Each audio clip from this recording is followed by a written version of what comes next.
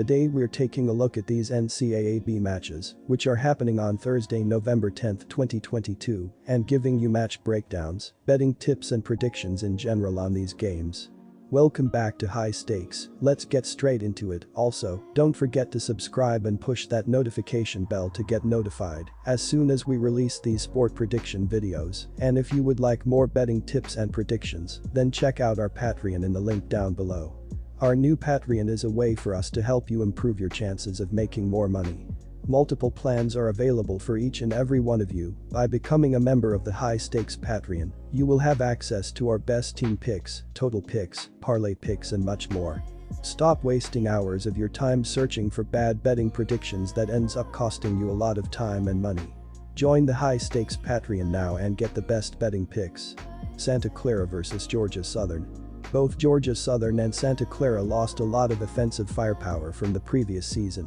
While the Eagles mightily struggled in their 2022-23 debut, the Broncos shone on the opening night to get revenge for the first-round loss to Washington State in the 2022 NCAA.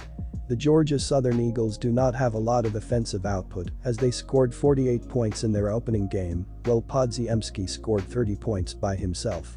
Georgia Southern is 239th in the country with a -5.82 adjusted efficiency margin according to KenPom, while Santa Clara is 111th in the sport with a +6.01 rating thus far. The Broncos have covered the spread in 7 of their last 8 home games, so go with the Santa Clara Broncos to cover the spread in their own building. Take the Santa Clara Broncos -11.5 points. The Broncos are 133rd in the country with an adjusted offensive rating at 101.3, while the Eagles are at a 94.2 rating thus far. Georgia Southern has been an absolute dumpster fire defensively and needs to improve there. Santa Clara is going to be able to move the ball extremely well in this game, and neither defense is going to be the reason either team picks up a win. Senior forward Parker Braun had 5 offensive rebounds in the opening game for Santa Clara, so they should get better second chance looks here. The over has hit in 4 of the last 5 Eagles games, as well as in 5 of the previous 6 Broncos games, so go with over 141.5 points in this game as well. San Francisco vs Cal Poly. The Cal Poly Mustangs started their 2022-23 campaign with a 94-59 thrashing of the Bethesda University Flames this past Monday. They had no problems outlasting the NCAA Division I rival, holding the Flames to 26.9% shooting from the field and 20.0% from beyond the arc. The Mustangs outrebounded Bethesda 60-34 while handing out 21 assists, but they also committed 21 turnovers. Cal Poly shot 51.4% from the field in its season opener and went 7 for 23 from beyond the three-point line. Junior guard Brantley Stevenson led the charge for the Mustangs with 16 points, 7 rebounds, and a couple of assists and steals. Senior wing Chance Hunter had 11 points, 6 boards, and 2 steals in just 15 minutes on the floor, while senior forward Olimimi Karoma added 15 points off the bench. The Dons turned the ball over 23 times last Monday and still looked good on the offensive side of the ball. They also controlled the glass, looking to launch a fast break, and the Dons prefer to play at a fast pace. I highly doubt the Mustangs' chances to keep pace with the Dons, so give me the hosts and points. San Francisco owns enough weapons to deal with Olimimi Karoma in the paint, and the Mustangs are far away from an elite shooting team. Cal Poly is 3-7-1 at TS in its last 11 outings as an underdog of 13 or more points and 2-6 at TS in its previous 8 games played in November. On the other side, the Dons are 6-3 at TS in their previous 9 games overall and 3-1 at TS in their last 4 showings as double-digit favorites. Take the San Francisco Dons -13.5 points, the majority of Cal Poly's starting lineup and leading scorers return for the 2022-23 NCAA college basketball season. Last season the team averaged a low 61.5 points per game and allowed 67.3 for a 5.8 point margin. Olimimi Karoma returns for his senior season to hold down the paint. The 6'8" center was the leading scorer on the Mustangs with 13.3 points per game and pulled down 5.5 rebounds. The 2-time All-Big West Karoma acts as a 6th man much of the time, coming in off the bench. His rebounds were second only to guard Trevin Taylor's 5.6 boards. TJ, a 6'6" senior, returns to play in the backcourt. The point will handled by junior Cameron Pierce. The 5 to 10 point guard averaged 9 points per game last season, with 4.1 assists to 3 turnovers. Finishing off the backcourt is junior guard Brantley Stevenson. The 6'4 junior was third on the team with 4.8 rebounds. They dominated Bethesda University in their first game by a score of 94-59. Grad student Chance Hunter got the starting nod at forward and responded going 7 for 7, including a 3 for 3 from behind the arc. Brantley Stevenson led the scoring with 16 points on the night and pulled down 7 rebounds. Both these teams scored into the 90s in their first game of the season. USF is a high-scoring squad. On the flip side, the 90+ for the Mustangs is against a much lower-level opponent and is out of character. The Cal Poly has a similar group to the one they had last year, averaging 61.5 points per game. Their subpar 3PT rate is one reason for this.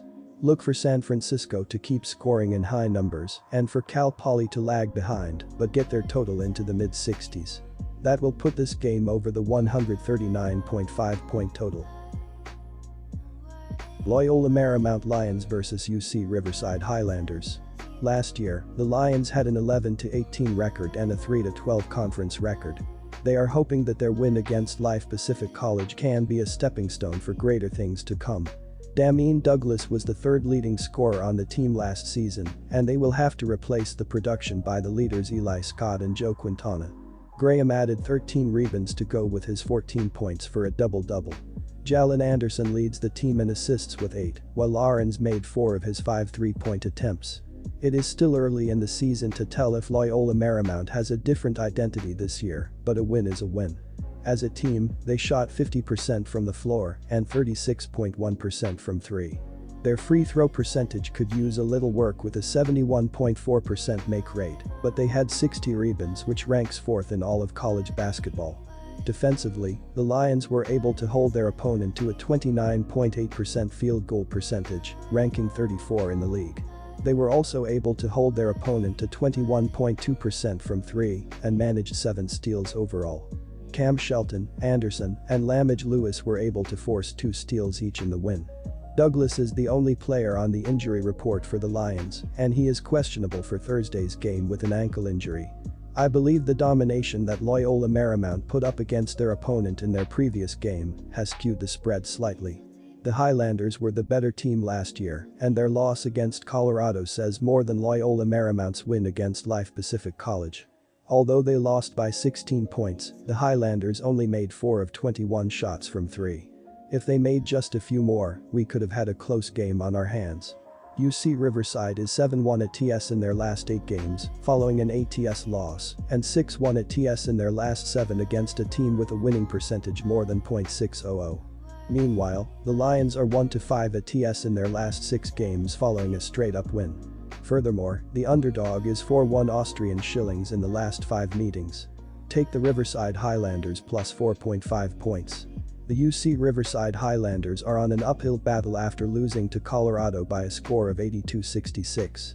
Zion Pullen led the team with 17 points in a team-high 38 minutes, while Lachlan Olbrich amassed 10 rebounds in the effort. Last year was a decent year for the Highlanders.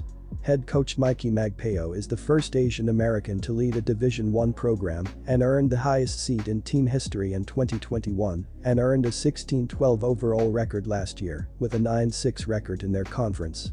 When he got the news he was the head coach, he was so grateful to become a head coach, giggling really. Pullen looks to lead the squad again after leading the team in scoring last year.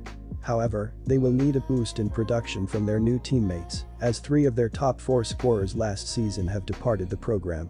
As a team, UC Riverside was able to shoot only 40% from the floor and 19% from 3-point land. They will have to do better if they are to achieve a greater seed than last year in their conference. Kai Lowens and Will Tattersall were able to earn double-digit points as well. Defensively, Olbrich recorded a team-high 2 blocks, while Flynn Cameron and Vladimir Salarids added 2 steals apiece. Colorado was able to shoot 46.9% from the floor and 46.2% from beyond the arc. Both of those stats rank well outside the top 200. If the Highlanders want to win games, their defense as a whole needs to step up. UC Riverside has no injuries to report at this time, so they should be ready to go with their entire roster to help them win. Considering LMU nearly earned triple digits against an opponent just recently, it would be silly to pick the under. I don't expect the Highlanders to shoot as bad as they did from 3 in this game, and even with their terrible performance, they still managed to put up 66 points. The Highlanders have hit the over in their last 9 consecutive games in a row, and 4 times in a row following a straight-up loss. LMU has hit the over 5 times in a row following a straight-up win, and 8 out of their last 9 contests overall.